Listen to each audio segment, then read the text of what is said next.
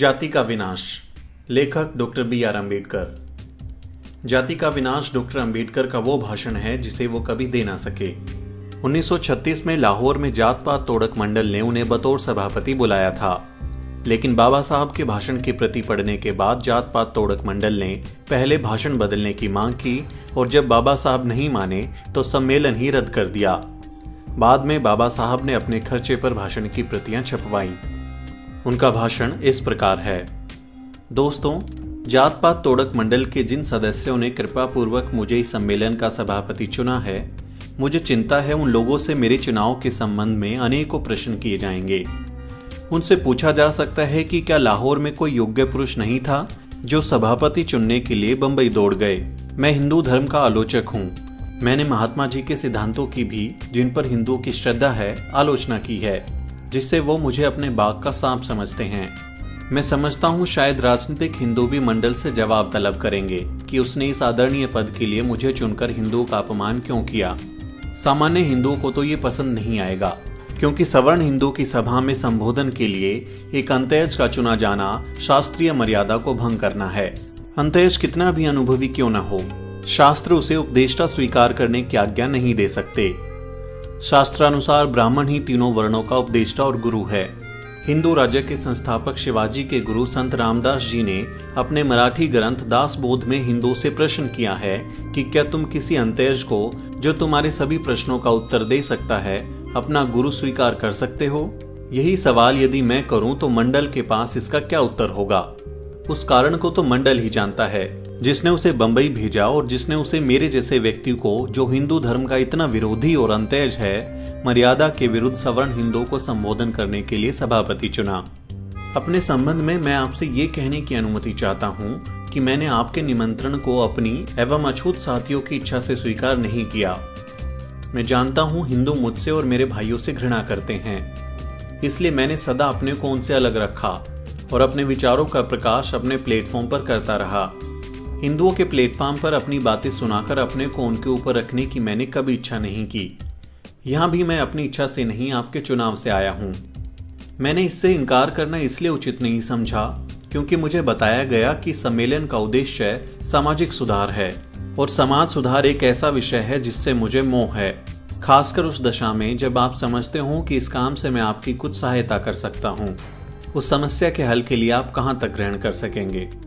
इस प्राकथन के साथ अब मैं मुख्य विषय पर अपने विचार आपके सामने रखने की अनुमति चाहता हूँ।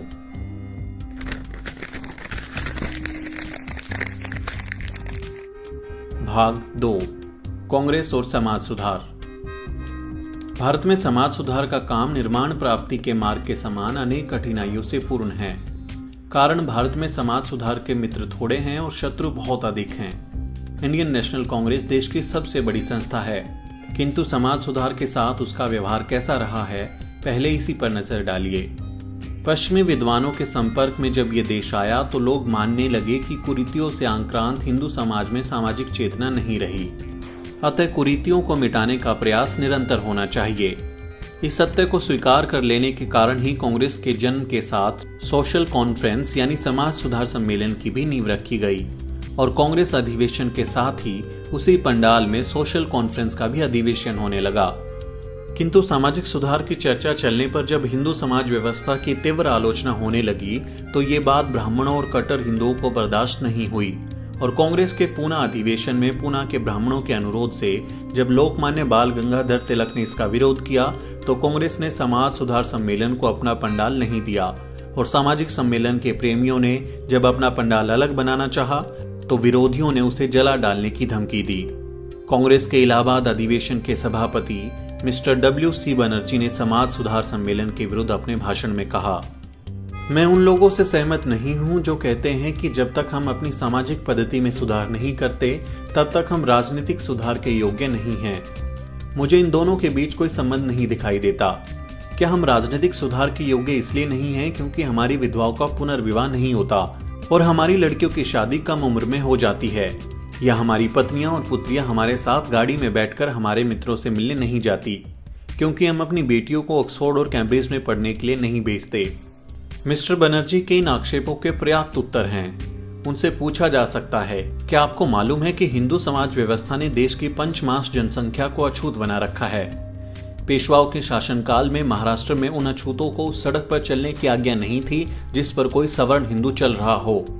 इनके लिए आदेश था कि ये अपनी कलाई में या गले में काला धागा बांधे ताकि हिंदू इन्हें भूल से न छू ले। पेशवाओं की राजधानी पूना में तो इन अछूतों के लिए ये आदेश था कि वो कमर में झाड़ू बांधकर चलें ताकि इनके पैरों के चिन्ह झाड़ू से मिट जाएं और कोई हिंदू इनके पद चिन्हों पर पैर रखकर अपवित्र न हो जाए। अछूत अपने गले में हांडी बांधकर चले और जब थूकना हो तो उसी में थूके। भूमि पर पड़े हुए अछूत के थूक पर किसी हिंदू का पैर पड़ जाने से वो अपवित्र हो जाएगा। अछूत भी मनुष्य हैं, पेशवा ब्राह्मण भी मनुष्य हैं। एक मनुष्य का दूसरे मनुष्य के साथ ये व्यवहार। इसी तरह मध्य भारत में गरीब बलाई जाति के विरुद्ध वहां के कालोटों, राजपूतों और ब्राह्मणों ने इंदौर जिले के 15 गांव में ऐसे अमानवीय कानून बनाए थे जिनका पालन न कर सकने के कारण बलाइयों को स्त्री बच्चों सहित उन चारों को छोड़कर जहां उनके बाप दादे पीढ़ियों से रहते आए थे, धार, देवास, बागली, भोपाल, ग्वालियर और दूसरे निकटवर्ती राज्यों के सुनसान गांवों में चला जाना पड़ा और इन नए घरों में उनके साथ जैसी बीती वो अवर्णनीय है। बलाई भी मनुष्य है और ब्राह्मण राजपूत भी मनुष्य है। गुजरात के अंतर्गत कविथा ग्राम की घटना अभी पिछले साल की है। कविथा के हिंदुओं के अछूतों के बच्चों को सरकारी स्कूलों में पढ़ने नहीं दिया।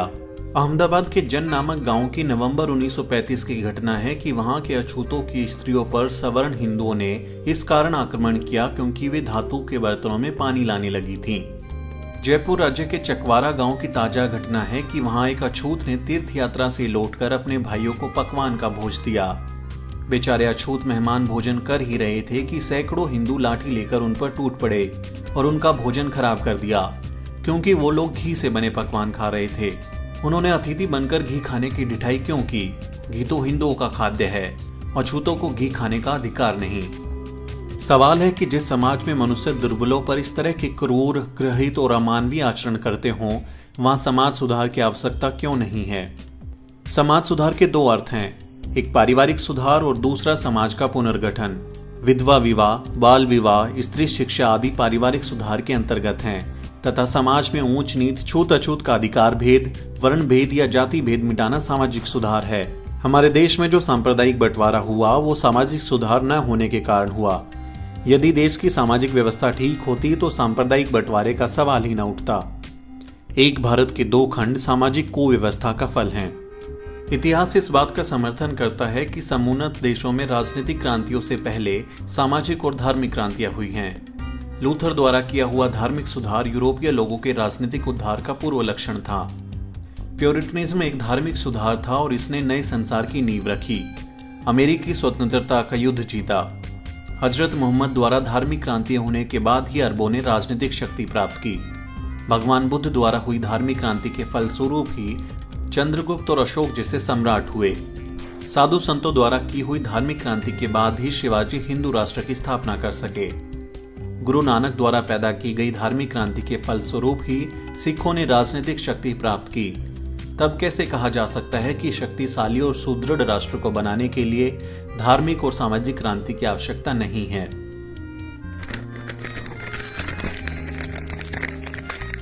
भाग 3, कम्युनिस्ट और समाज सुधार। कांग्रेस के बाद राजनीतिज्ञों का दूसरा दल कम्युनिस्ट यानी साम्यवादियों का है। इस दल के सिद्धांत सामाजिक अवस्था के अनुरूप स्थिर हुए। मार्क्सवादियों का उद्देश्य धार्मिक असमानता को मिटाकर समाज में समता लाना है। कम्युनिस्ट कहते हैं मनुष्य एक आर्थिक प्राणी है, उसकी आकांक्षाएं और चेष्टाएं आर्थिक तथ्यों से बंधी हुई हैं।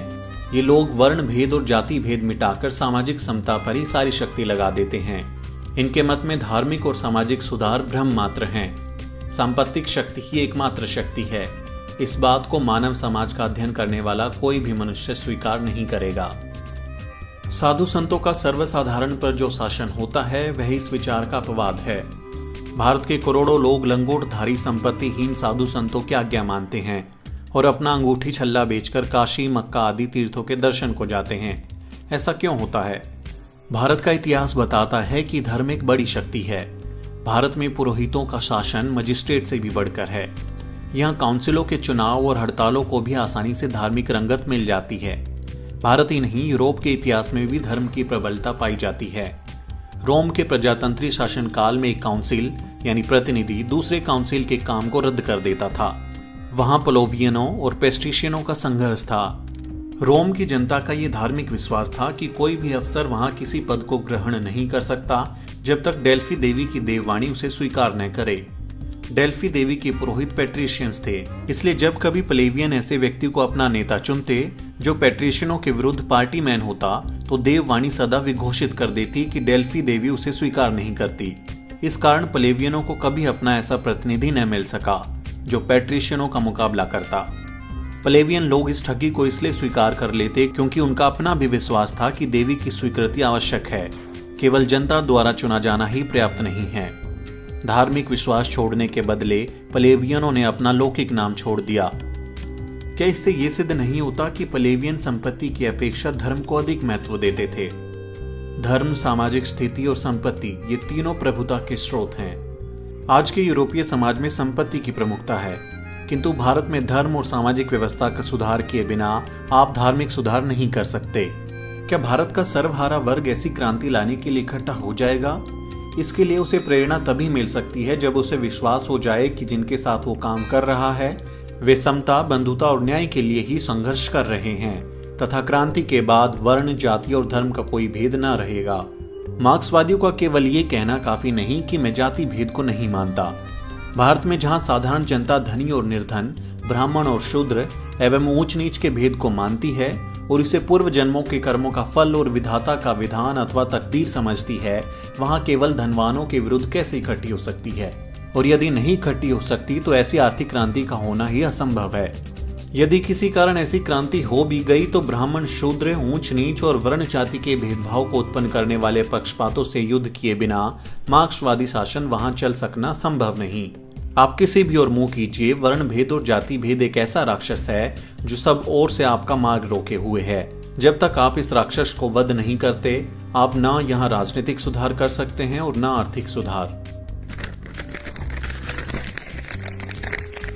भाग 4। क्या चातुर्वर्ण श्रम का विभाजन है? कुछ लोग कहा करते हैं कि चातुर्वर्ण व्यवस्था श्रम का विभाजन है, परंतु ये बात निराधार है।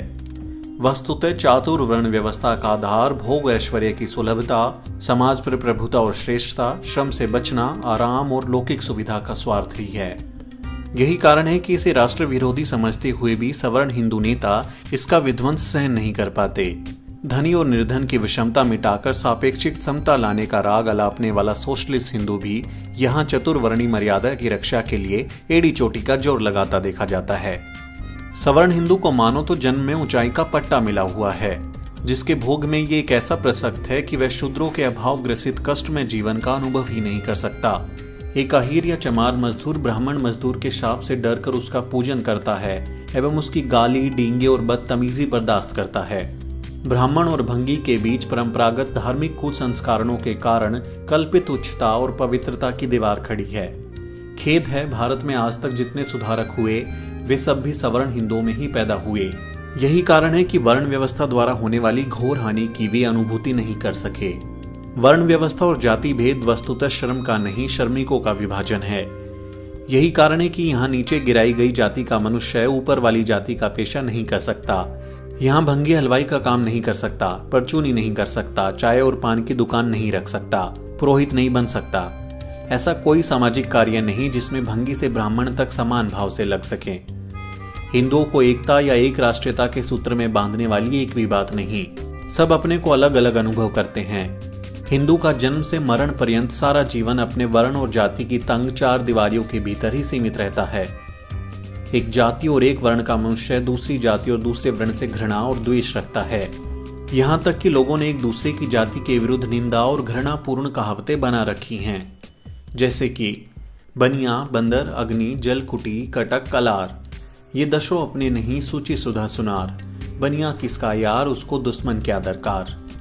अहिर मिताई सब करें, जब सबे मीत मर जाएं। पसिया मीत बबूर की छाही, छिनमा पावन छिनमा नाही। जहां चार अहीर तहां बात गहीर, जहां चार कोरी तहां बात मोरी। जाट मरा तब जानिए जब 13वीं हो जाए। ये कायसी खोपड़ी मरे पे धोखा दे। करिया बामन घोर चमार, इनके साथ ने उतरे पार। ठाकुर माने कहे सुने ते, बामन माने खाए, कागज माने ली है दिए ते, सूद जाति लती आए। बामन कुत्ता हाथी, नहीं किसी के साथी। खत्री पुत्रम कभी न मित्रम, जब मित्रम दगम दगा। गगरी दाना सूद बताना, ढोल गवार शूद्र पशु नारी, ये सब ताड़न के अधिकारी। इस दुनिया में 3 कसाई, खटमल पिसु बामन भाई। जे वर्णा धर्म तेली कुमारा, 100 पच की रात कोल कलवारा। अंग्रेजों के पूर्वज भी वार ऑफ रोजेज और क्रोमवेल के युद्ध में एक दूसरे के विरुद्ध लड़े थे, परंतु उनके वंशजों में अब किसी प्रकार का वैर भाव नहीं है। इसके विरुद्ध भारत का ब्राह्मणेतर आज भी ब्राह्मणों को उसी प्रकार क्षमा करने को तैयार नहीं, क्योंकि उनके पूर्वजों ने शिवाजी का अपमान किया था। तेली, कुमार, कलवार, कायस्थ और अहीर को वर्णाधर्म, शूद्र और अधरूप लिखा। इन अनुलोम प्रतिलोम वर्ण भेद और जाति भेद ने हिंदू समाज को पारस्परिक कलह, भिन्नता के भाव से ऐसा जर्जरित बना रखा है कि हिंदू एक जाति या एक राष्ट्र के रूप में संगठित नहीं हो सकते।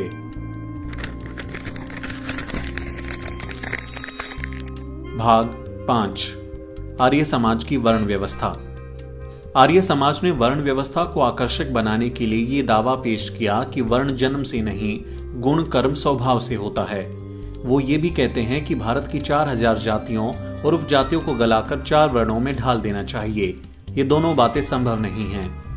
पहली ये कि यदि व्यक्ति को गुणों के अनुसार समाज में आदर मिलता तो फिर 4 वर्णों का आग्रह कैसा? ब्राह्मण, क्षत्रिय, वैश्य, शूद्र नाम के गंदे लेबलों की आवश्यकता क्यों है? वर्णों का लेबल न लगाने से क्या समाज में सम्मान नहीं मिल सकता? दूसरा ये कि गुण क्या 4 ही हैं? फिर ऊंचे वर्ण में जन्मे व्यक्ति को क्या गुण कर्म के अनुसार, नीचे वर्ण में जन्मे व्यक्ति को गुण कर्म के अनुसार ऊंचे वर्ण का माना जाने के लिए क्या समाज को मजबूर किया जा सकेगा? अतः 4000 जातियों को 4 वर्णों में ढालना असंभव सा है। फिर गुणों के अनुसार 4 वर्णों का विभाग करने के लिए क्या म्यूनिसिपैलिटी और काउंसिलों के इलेक्शन की तरह वर्णों का इलेक्शन हुआ करेगा, अथवा परीक्षाएं लेकर यूनिवर्सिटी से वर्णों का सर्टिफिकेट बटा करेगा? इसके सिवाय समाज में आधी आबादी स्त्रियों की है। क्या आज भी समस्त नारी जाति को शूद्रा बनाकर रखा जा सकता है? यदि नहीं तो क्या चातुर्वर्ण के अनुसार कुछ स्त्रियां पुरोहित बनेंगी, कुछ सिपाही का काम करेंगी और कुछ सेठ बनकर व्यापारी का काम करेंगी? इतिहास प्रसिद्ध प्लेटो ने भी गुणों के अनुसार विचारक, शूर, बणिक और श्रमिक 3 श्रेणियों में समाज को बांटने की व्यवस्था की थी, किंतु उसकी व्याख्या भंग हो गई। ये सिद्ध हो गया कि किन्हीं 2 पुरुषों को भी सदा एक श्रेणी में नहीं रखा जा सकता, क्योंकि गुण और स्वभाव परिवर्तनशील होते हैं। इसलिए आर्य सामाजिक कल्पना से गुणों के अनुसार चातुर्वर्ण व्यवस्था हानिकारक और अस्वाभाविक ही नहीं, वर्ण मूर्खतापूर्ण और असंभव भी है। वस्तुतः चातुर्वर्णी व्यवस्था चाहे गुण कर्म के अनुसार हो, चाहे जन्म के आधार पर हो, दोनों रूपों में अस्वाभाविक है। स्वतंत्र मानव समाज को 4 वर्णों में केवल कठोर कानून और राजदंड के भय से ही ठूसा जा सकता है। जैसा कि चातुर्वर्ण के रक्षक राम ने शूद्र होकर तप करने के कारण शंभु का शिर छेदन कर दिया। आज 20वीं शताब्दी के स्वच्छंद मानव समाज को मनुस्मृति की अंधकार युगीन दंडनाओं से अनुशासित नहीं किया जा सकता।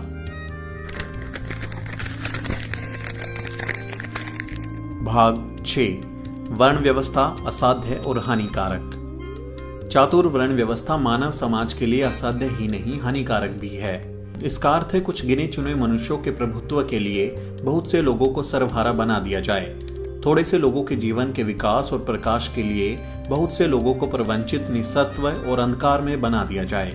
भारत में यही हुआ। इस राक्षसी व्यवस्था ने यहाँ के बहुसंख्यक लोगों को निर्जीव और पंगु बना दिया। यही कारण है कि दूसरे देशों की तरह यहाँ कभी सामाजिक क्रांति नहीं हुई। यहाँ का खेतीहर हल के सिवाय तलवार नहीं चला सकता था। जनता के पास संगीनें नहीं थी। क्रांति के द्वारा दास्ता से मुक्त होने का कोई साधन नहीं था। उसे समझाया गया था कि परमेश्वर ने ही तुम्हारे भाग्य में दास्ता लिखी है। इसके फलस्वरूप शूद्र बनाई गई जनता घोर दास्ता का दुख भोगती थी। भारतीय इतिहास में केवल मौर्य साम्राज्य का काल ही वो काल था जब चातुर्वर्ण विध्वंस हो गया था। शूद्र औष्ट्रदास होश में आ गए थे और देश के शासक बन गए थे। महाभारत और पुराण ब्राह्मण क्षत्रियों के संघर्ष से पूर्ण हैं। कभी ब्राह्मण क्षत्रियों का विनाश करते पाए जाते हैं तो कभी क्षत्रिय ब्राह्मणों का। यदि क्षत्रिय और ब्राह्मण गली में मिल जाएं तो कौन किसको पहले प्रणाम करे या रास्ता छोड़ दे, ऐसी छोटी बातों पर भी लड़ पड़ते थे। क्षत्रिय और ब्राह्मण एक दूसरे की आंख के काटा थे। भागवत में स्पष्ट लिखा है कि कृष्ण का अवतार क्षत्रियों का विनाश करने के लिए हुआ था और ब्रह्म हत्या निवारण के लिए ही राम को अश्वमेध यज्ञ करना पड़ा था। इन सब बातों से सिद्ध हो जाता है कि चातुर्वर्ण व्यवस्था आदर्श रूप में कभी सफल नहीं हुई। स्वेच्छा से व्यवसाय न चुन सकने का परिणाम ये होता है कि लोगों को अपने पैतृक कामों से अरुचि उत्पन्न हो जाती है। इस अरुचि का कारण व्यवसायों में लगा हुआ कलंक तथा इसे करने वालों के प्रति ऊंच नीच की सामाजिक भावनाएं होती हैं। इस सब का परिणाम ये होता है कि उस व्यवसाय की उन्नति नहीं होती। भाग 7, वर्ण भेद और प्रजनन विज्ञान। वर्ण भेद के हिमायती कुछ लोग इसे रक्त की पवित्रता और वंश की विशुद्धि कायम रखने का साधन कहते हैं, किंतु डॉक्टर भंडारकर ने अपनी प्रसिद्ध पुस्तक foreign elements in the Hindu population यानी हिंदू लोगों में विदेशी तत्व, इस पुस्तक में तर्क और प्रमाणों से सिद्ध कर दिया कि भारत में ऐसी कोई श्रेणी नहीं जिसमें विजातीय अंश न हो। लड़ाकू राजपूत और मराठाओं में ही नहीं, ब्राह्मणों में भी शुद्ध रक्त नहीं है। वर्णभेद वस्तुतः विभिन्न जातियों के रक्त और संस्कृति सम्मिश्रण के बहुत पीछे बना। पंजाब और मद्रास के ब्राह्मणों अथवा बंगाल और मद्रास के अस्पृश्यों में ही एक वंश या एक ही रक्त नहीं है। वस्तुतः पंजाब के ब्राह्मण और पंजाब के चमार एवं मद्रास के ब्राह्मण और मद्रास के चमार में रक्त और वंश की एकता है। यदि विभिन्न वर्णों के लोगों में वर्णांतर विवाह होने दिया जाए तो इससे हानि की अपेक्षा लाभ ही अधिक होगा। हाँ, पशु और मनुष्य में भेद अवश्य है, मनुष्य मनुष्य में भेद नहीं है, क्योंकि विभिन्न वर्णों के विवाहों से संतान पैदा होती है, स्त्रियां बांझ नहीं हो जाती। थोड़ी देर के लिए यदि मान लिया जाए कि रक्त सम्मिश्रण की रुकावट सुप्रजनन या रक्त शुद्धि की दृष्टि से है, तो विभिन्न वर्णों के पारस्परिक सहयोग की रुकावट का उद्देश्य क्या है?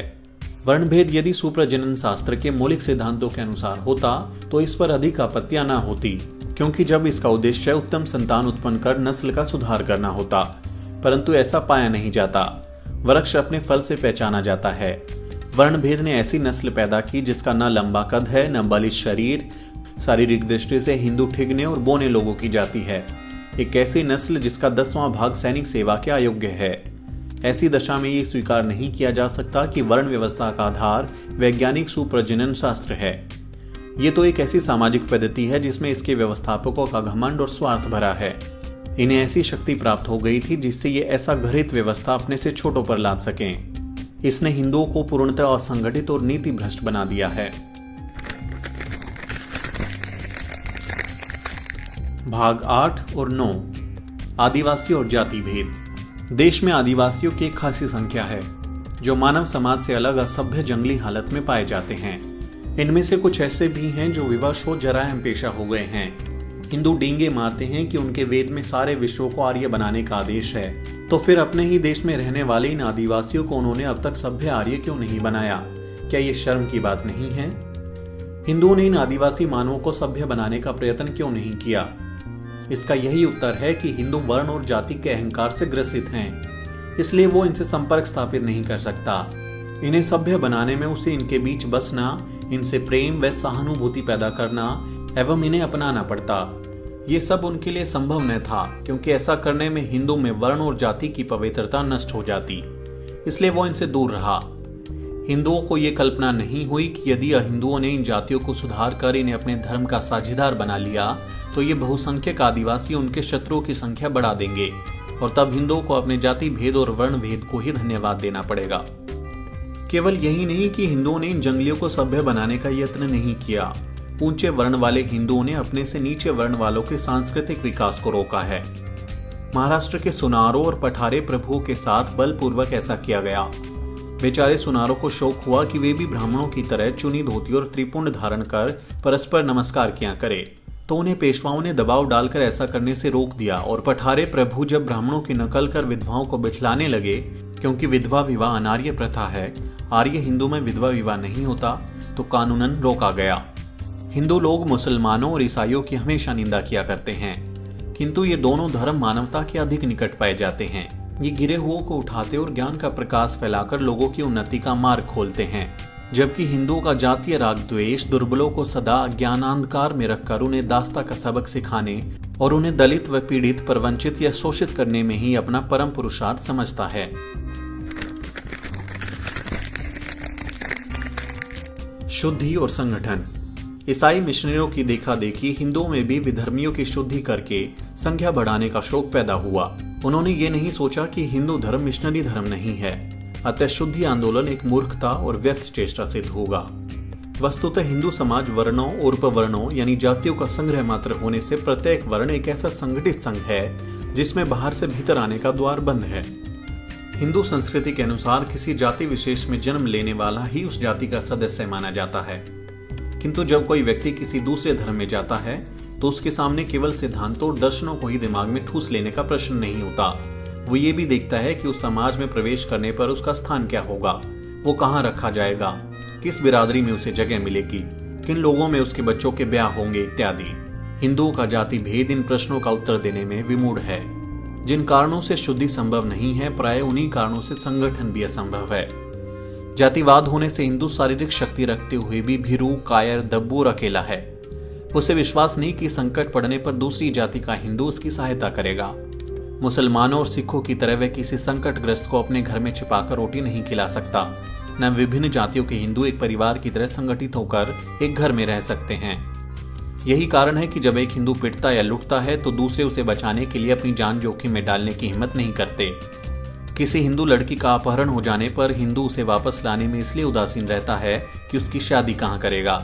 बिरादरी में तो उसे कोई अच्छा घर-वर मिलेगा नहीं। वर्ण भेद और जाति भेद से ग्रस्त होने के कारण हिंदू समझता है कि भाग्य ने उसे अकेला पैदा किया है। हिंदू के रहन सहन, खान पान और पूजा उपासना में कोई ऐसी बात नहीं है जो उसे मुसलमानों और सिखों की तरह एकनिष्ठ करके परस्पर सहानुभूति उत्पन्न करे। न ही कोई ऐसा सामाजिक बंधन है जिससे एक हिंदू दूसरे हिंदू को अपना भाई समझे। इसलिए हिंदू संगठित भी नहीं हो पाता। भाग 10 और 11 जाति भेद और सदाचार। वर्णवाद और जातिवाद ने इस देश में मानवीय सदाचार का भी संहार कर दिया है, जो अत्यंत खेदजनक है। मानवीय सदाचार का अर्थ है सार्वजनिक सद्गुण और सार्वजनिक सदाचार। मनुष्यों के केवल दो विभाग किए जा सकते हैं, अच्छे और बुरे, ज्ञानी और अज्ञानी, धर्मात्मा और धर्महीन, विद्वान और मूर्ख। किंतु वर्ण और जाति की भावना ने हिंदुओं की दृष्टि को ऐसा संकुचित बना दिया है कि अन्य मनुष्य कितना ही सद्गुणी और सदाचारी क्यों न हो, यदि वो किसी वर्ण विशेष या जाति विशेष का व्यक्ति नहीं है तो उसकी कोई सुनेगा ही नहीं। एक ब्राह्मण किसी अब्राह्मण को अपना नेता और गुरु नहीं मानेगा। इसी तरह कायस्थ कायस्थ को और बनिया बनिए को ही अपना नेता मानेगा। वर्ण और जाति का विचार छोड़कर मनुष्यों के सद्गुणों की कदर वो तभी करेगा जब वो व्यक्ति उसका जाति भाई हो। वहां मानवीय सदाचार कबायली सदाचार बन गया है। सद्गुण और सदाचार की प्रधानता नहीं है, वर्ण और जाति की प्रधानता है।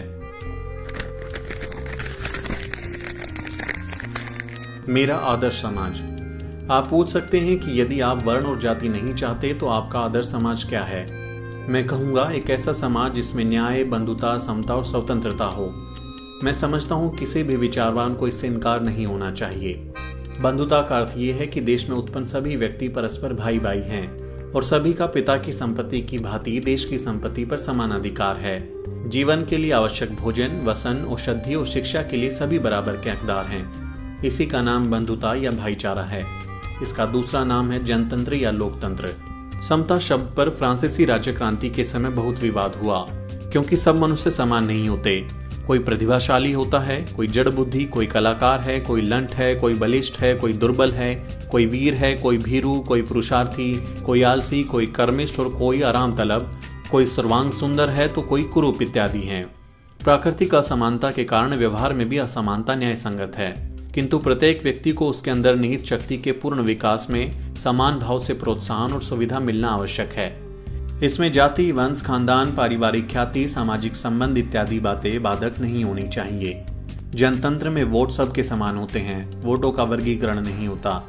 अतः सबके उन्नति के अधिकार और व्यवहार में भी समता होना अनिवार्यता आवश्यक है। स्वतंत्रता समय की मांग है और युग धर्म है। जैसे उठने बैठने, चलने फिरने, हिलने डुलने, सोने जागने की स्वतंत्रता सभी को प्राप्त है, उसी तरह प्रत्येक व्यक्ति को अपनी इच्छानुसार व्यवसाय चुनने और आचरण करने की स्वतंत्रता होनी चाहिए। दूसरों की इच्छानुसार जीविका अर्जन करने और अपने जीवन का कर्तव्य स्थिर करने की व्यवस्था होना तो दास्ता है।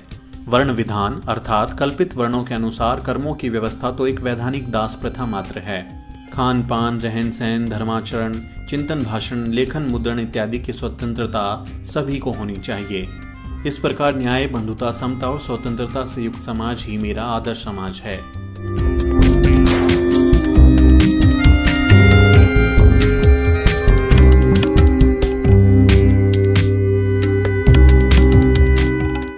आप देख रहे हैं द शूद्र। बहुजन समाज से जुड़ी तमाम खबरों को जानने के लिए सब्सक्राइब करें हमारा चैनल और बेल आइकन को प्रेस करना ना भूलें ताकि हमारे नए वीडियो की जानकारी आप तक सबसे पहले पहुंच सके।